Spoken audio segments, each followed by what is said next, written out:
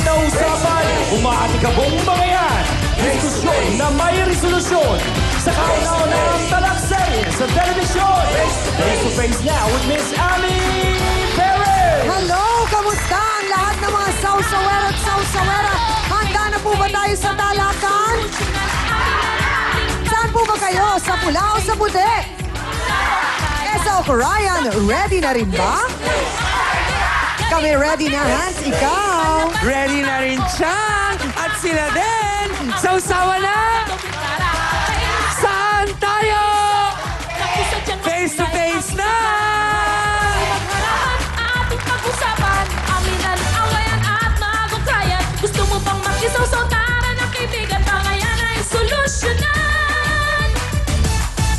Face to face, Sinong sisimangon? face to face, Sinong ngingiti? face to face, Ang mga problema, face to face. huwag mong talikuran. Harapin mo, face to face. Hello mga kapatid! Isang maganda at masayang araw po sa inyong lahat. 1 hour break po muna kayo dyan. Dahil oras na naman para sa isang kaabang-abang na issue na talaga naman pong kapupulutan nating lahat ng aral. Pero bago yan, kamustahin po muna natin ang mga nag-aabang din sa ating programa sa internet. Naku, maraming salamat po sa inyong lahat mga kapatid. Ito galing kay Ara Balasabas. Sabi niya, hello Miss Ami, lagi ka naming pinapanood dito sa Pasay. God bless to your show together with your co-host na si Hans Mortel at more power sa TV5. Salamat po. At ito galing kay Seraya Gel Luzana. Hi, like ko po talaga ang F2F. Pagpapasok na po ako, ayan, iniintay ko muna ang F2F at ang galing talaga ng trio Tagapayo. We love it talaga!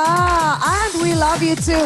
Maraming salamat po sa suporta at pagmamahal na binibigay ninyo sa aming programa. Ako pa rin po ang inyong Chang Ami na laging nagpapaalala kung may problema ka, harapin mo, pag-usapan natin yan. Kat kapag may kasausawan at mga sausawera, akala nyo ba? Pati mga sosyal ngayon, marami na rin mga sausawera at sausawera.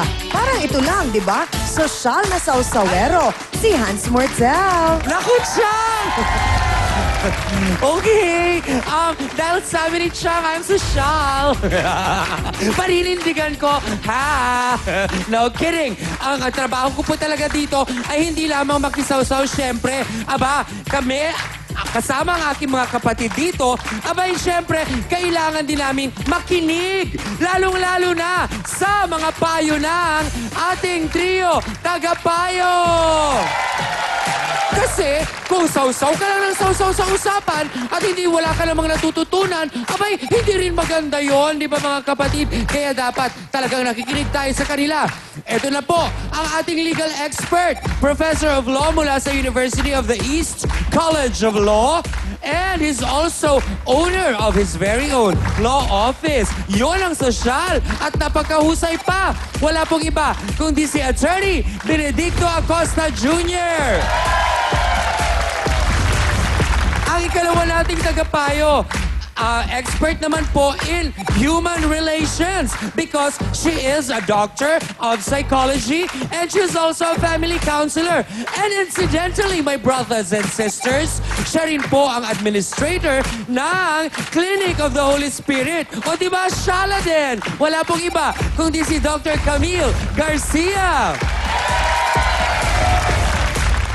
Ang ikatlo po nating tagapayo ay makikita rin naman po natin sa St. Peter's Parish. Doon po kasi siya nagmamass every Sunday at syempre siya po ang tumatayong spiritual advisor at ama ng ating programa. Ang akin pong tinitingala at laging pinakikinggan din talaga dahil mula sa kanya nang gagaling ang mga turo ng nasa itaas. Wala pong iba kundi si Father Sunny Merida.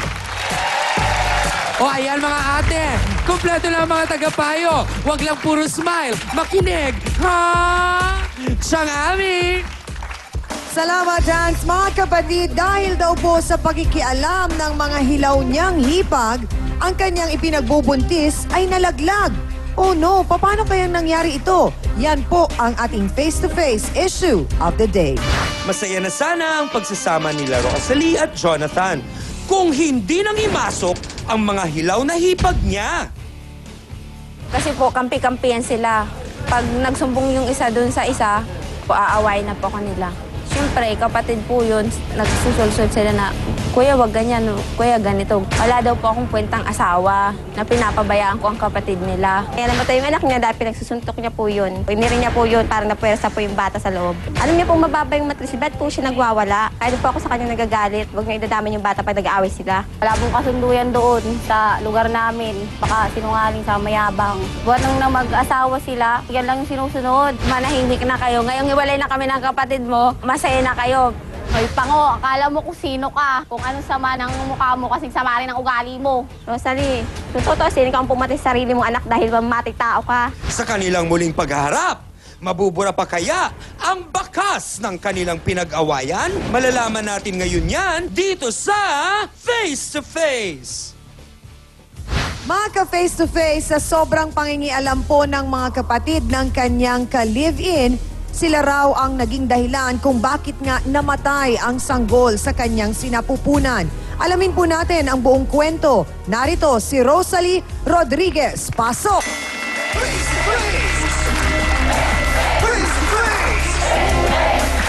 Ate Rosalie, pakikwento mo sa amin, gaano ba katindi ang sinasabi mong pakikialam na ginawa ng mga kapatid ng karelasyon mo? Kasi sa tuwing mag-aaway kami, pag once na inaaway ko ang asawa ko, nakikita nilang sinasapa ko o sinisipa ko. Oh, Nasasapan ko sila. syempre naman, kahit sinong kapatid, makita yung kapatid nila na sinasaktan at sinisipa, syempre, magagalit nga naman sila. Rosalie, bakit kailangan mong sapakin at sipain? Hindi, dahil sa sinasagot niya ako ng pabalang. Oh, wow, katakot si Ate Rosalie. So pag sinagot ka ng pabalang, sinasapak mo yung asawa mo, ganon? Hindi dahil, hindi po dun sa pabalang lang yun. Kumbaga, iniipon ko lahat. Hindi, kasi gusto lang namin unawain, balikan lang natin, Ate Rosalie. Etong pangalan ng iyong kinakasama ay ano? Jonathan po. Jonathan. Kailan kayo at saan kayo nagkakilala ni Jonathan? Dito na po sa Manila. Okay. Niligawan ka niya. Opo. Gaano kayo katagal nagkaligawan? 1 month. So, gaano katagal bago kayo nagsama na dalawa? Mahigit 1 taon po. Bakit ka napapayag na magsama kayo sa isang bahay? Dahil po sa isang gabing hindi po inaasahang pangyayari. Ah, so may nangyari Opo. at nabuntis ka. Yung ba yun? Opo. So, napilitan kayo na magsama. Opo. Sa 6 pong buwan na pagsama namin, hindi po kami nagkaroon ng away. Oo. Wala pong murahan pong nangyari. So, kailan nagsimula, Rosalie, masasabi mo yung naging matinding away nyo? Nung time pong buntis na ako, sabi niya, hindi niya kaya magpamilya. Anong naging reaksyon mo nung sinabi niyo yun? Siyempre po, nung una namigla ako tapos umiyak po ako dahil ang sakit. Sabi ko sa kanya, kasalanan mo, kung hindi mo ako pinakalaman, wala ako sa mundo mo. Wala ako ngayon sa poder mo. So, kailan mo masasabi, Rosalie, na pumasok naman sa eksena itong mga kapatid ni Junjun at nakikialam sa inyo? Nung time pong